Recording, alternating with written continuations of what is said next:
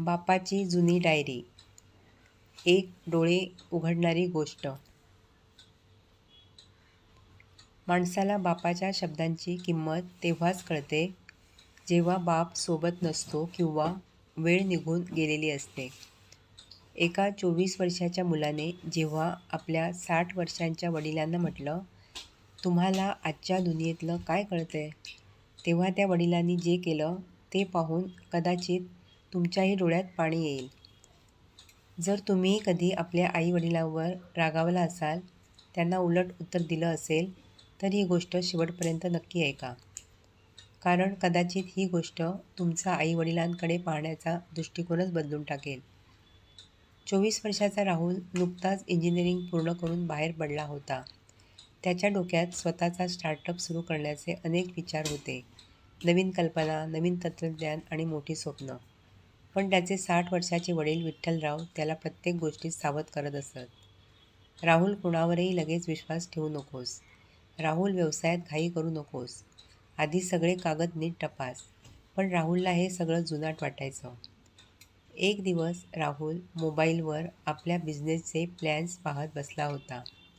विठ्ठलराव त्याच्याजवळ आले आणि प्रेमाने म्हणाले, बाळा, आधी चहा घे आणि जरा डोकं शांत ठेव.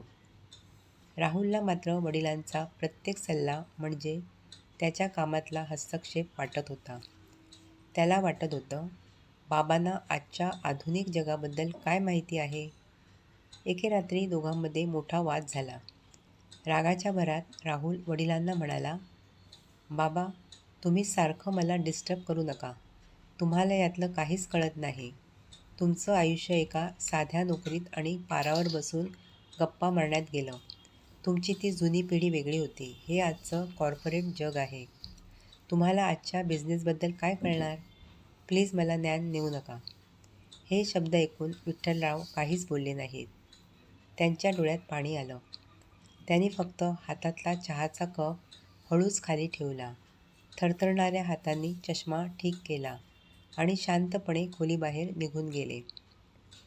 दुसऱ्या दिवशी सकाळी विठ्ठलराव कोणालाही काही न सांगता काही दिवसांसाठी गावी निघून गेले. पण जाण्यापूर्वी त्यांनी राहुलच्या टेबलावर एक जुनी काळ्या रंगाची डायरी ठेवली.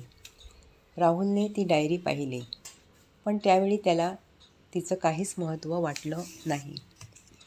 आता त्याला वाटत होतं, बाबा नाहीत म्हणजे मी माझ्या मनाप्रमाणे जगू शकतो.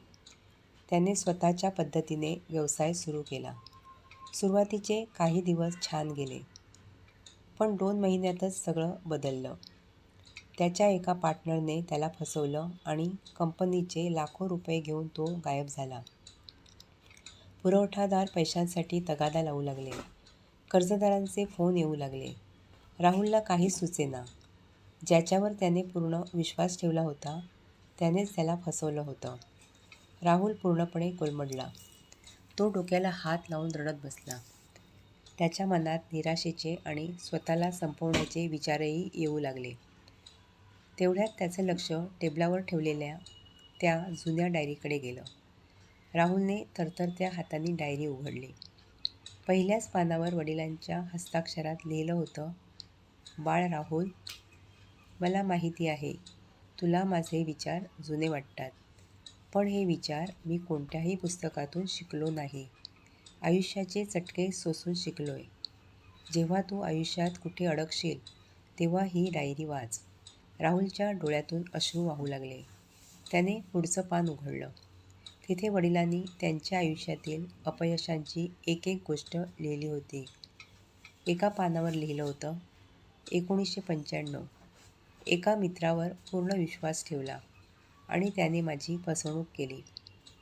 पुढच्या पानावर, कर्ज वाढलं होतं, घर चालवणं कठीण झालं होतं, पण मी हार मानली नाही.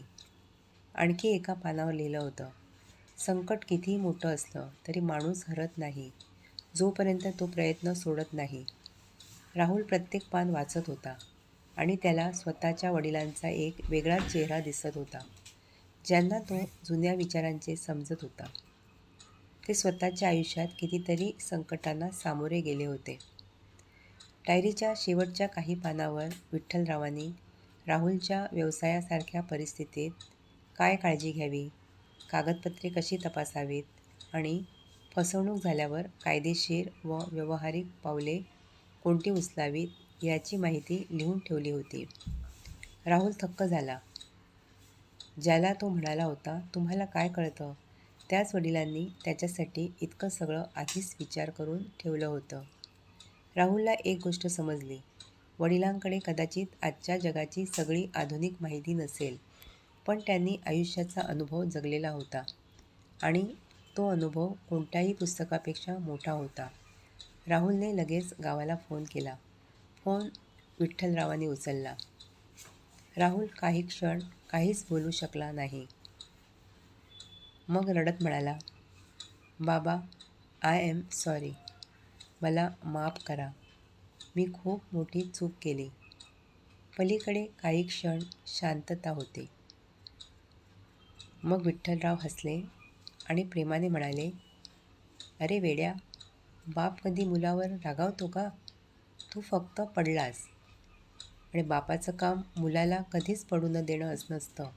तो पडल्यानंतर त्याला पुन्हा उभं राहण्याची हिंमत देणं असतं. हे ऐकून राहुलला हुंदका आला. राहुलने वडिलांच्या अनुभवाचा आधार घेतला.